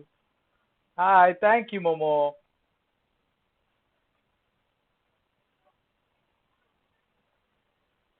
I'm making it look like this part of this. So I wanted the tail and the design of the tail to look a little bit like a flower. The petals of a flower. So it actually looks like the petals of a flower is surrounding the design of the Lavani pose. So that was one of the main intentions behind actually having these kind of designs for the tail feather.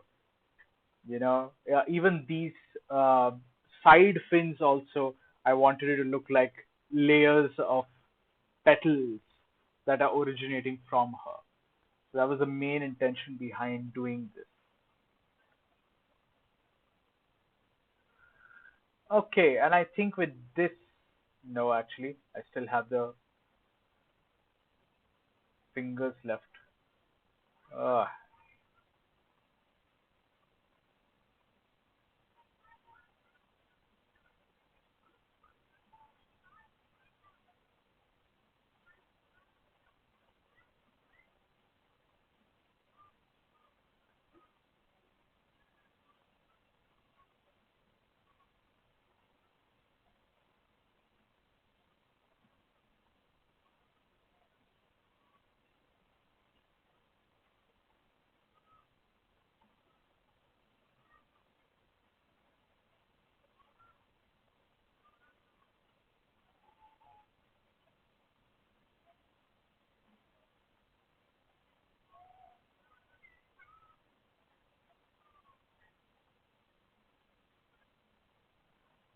just remove that.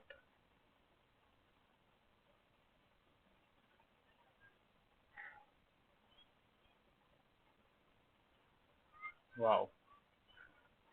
The hands don't really look like how I intended them to look like, but I'll settle for it.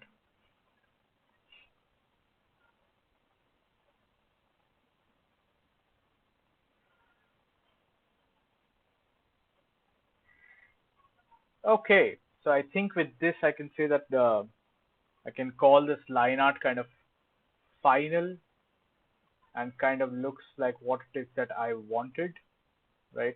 Let me just keep this on the side over here. So this is the Kuchipudi design. I think that my Lavani design might have become a little too big as compared to the Kuchipudi design, but once posted, it's not going to really make a difference. The difference in the dimensions is not really going to come through that much. You know, just to have a look, I'm just going to just draw out this square that I have done for this. I'm just going to draw out a similar square for this. and see how I want to actually pose it. I am going to mainly look at giving her skin a warm tone rather than a cool tone, like how I'd given for the Kuchipudi one. For this Navni one, I'm going to give her a warm tone, and so I'm guessing that she's going to pop out even more against shades of the water. I'm going to look at a very different shade for the water also. Maybe something a lot more bluish than what, or maybe something else. I'm not entirely sure. Play around with the colors and see what works.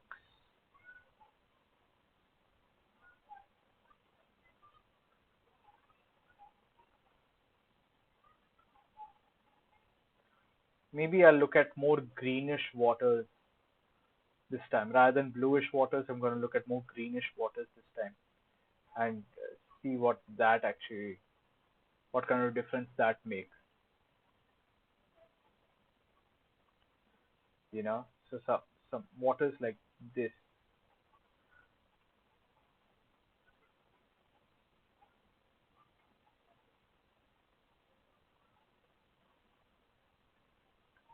mm,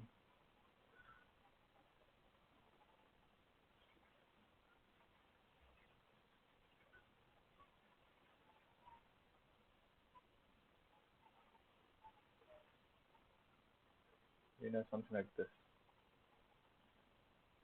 And maybe for her skin,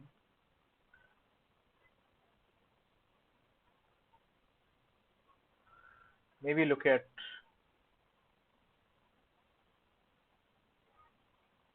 shades of gold, maybe. Ooh, nice contrast. Beautiful contrast coming through in this.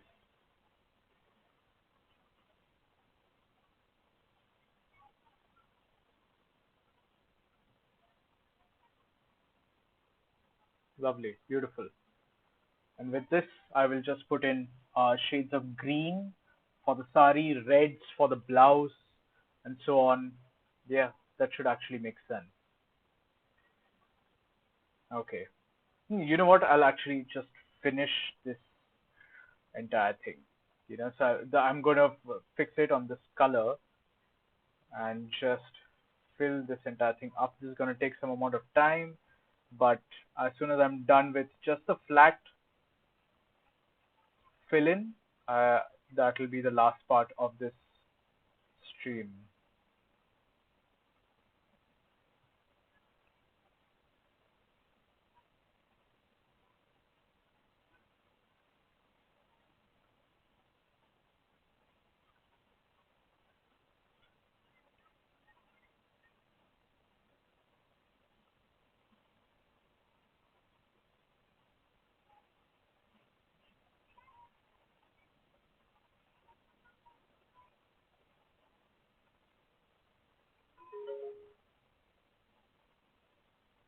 I'm going to be uploading the Kathak design tomorrow mostly onto Instagram. Let's see how that goes. Again, I said at the beginning of this stream, I got an overwhelming response on the Kuchipudi designs. So if any of you are here in the Twitch right now, any of you who appreciated the Kuchipudi design, thank you so much for the overwhelming response. I was very, very surprised, pleasantly surprised at how well it was received. Here's hoping that all the designs that I'm going to be making for Mermaid, let's hope that all of them get received the same way.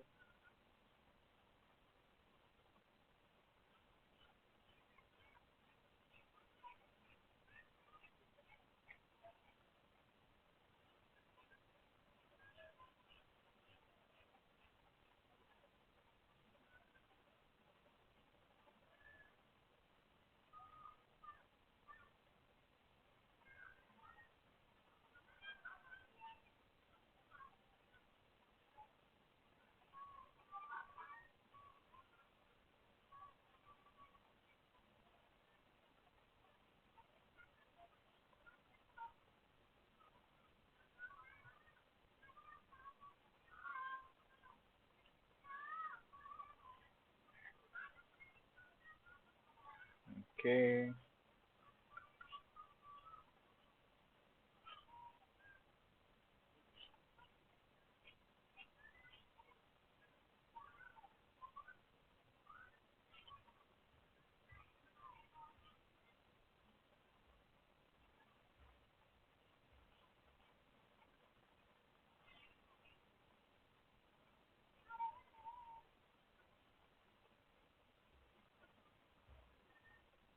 So this technique of just filling in the flat colors is something that I learned from the iPad.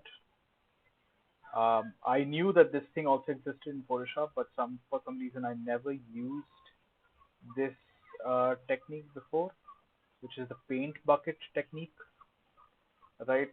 I am one of those, or I was one of those artists who like to color every single thing manually, you know, even at the uh, flat color stage, which is very honestly a very time-consuming thing to do, not the most efficient thing to do, but because of the amount of time that I spent working on the iPad and streaming on the iPad, I got used to this technique now, and this is actually a much faster technique than what I was doing previously. Um, it's a method of working smarter rather than working hard,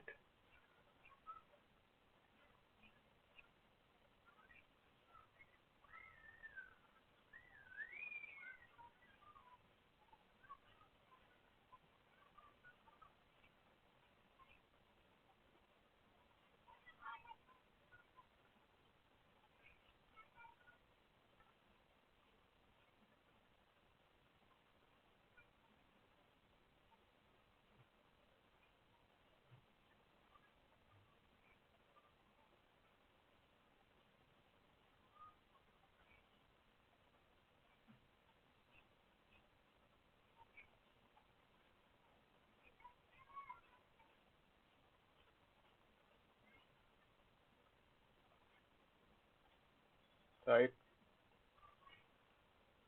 So all those parts are done. I just need to do these parts, and I should be able to fill the entire design in.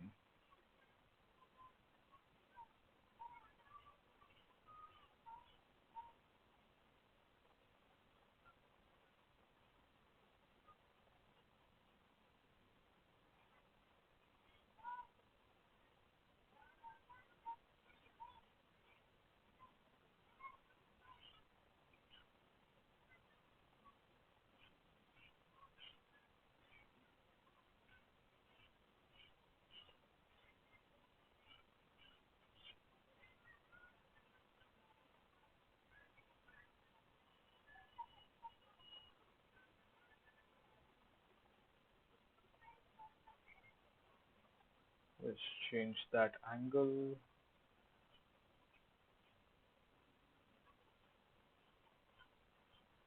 Fill in the designs here.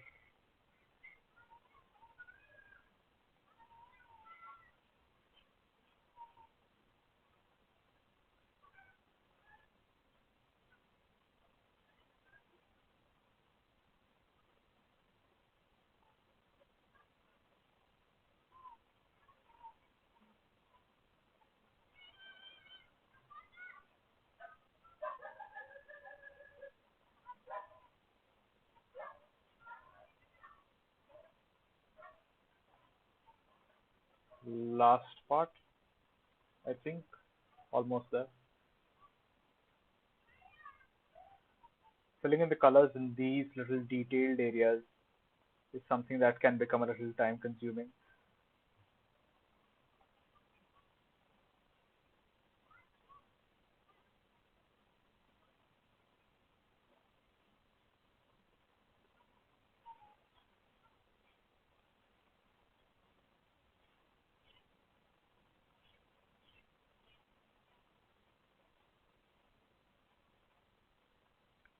Right. I think that's just the entire thing. Just remove the line art, and yeah, I think it has covered everything. I think so. I go to my paint bucket tool.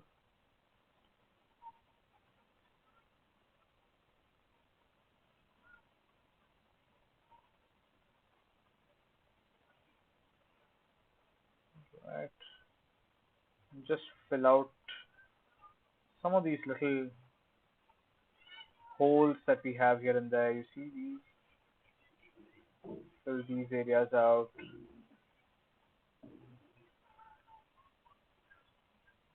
Mm,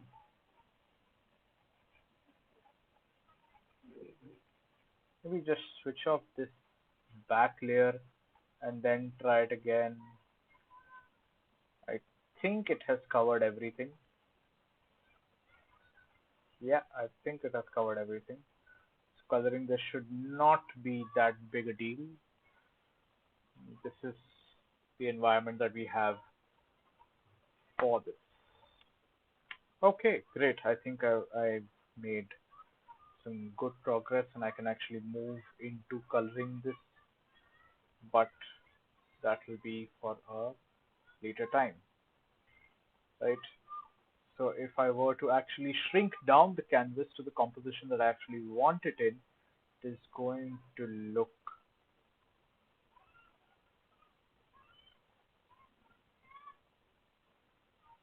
something like this. This is what the composition is going to look like. I might shrink it down a little further later on, but first I'll need to figure out what to put in this in the background. So if you guys like and if you guys are following me on Instagram, where I am actually most active on, maybe you guys could drop me some comments on what you think would be a nice background. I'm still thinking of putting a turtle in the background, something interesting. And if I am going to be putting a turtle, then maybe kind of keep her a little bit on the left and keep the turtle a little bit on the right or something of that sort. I might just do something like that. But if you guys have any other suggestions, you're most welcome to either put it down on chat over here or message me on Instagram to tell me what you think about this artwork and what I should put in the background, right? But till then, thank you all for joining. Thank you, Mao. Thank you all for joining. Thank you all for staying and looking at my process of my mermaid. I hope to continue these mermaid sketches throughout the month of May and bring more such designs, more such interesting designs and things that I really like. Yes, Little Rexy. I would love to add Little Rexy into this. So, I would love to continue working on this. Thank you all for joining and have a great night. And I hope you guys log in for the next Mermaid stream that I'm going to be doing, which is mostly going to be on Friday. I think today's Tuesday, so Friday, so on the 14th. So don't forget to log in and have a great time, everyone. Bye bye. See you.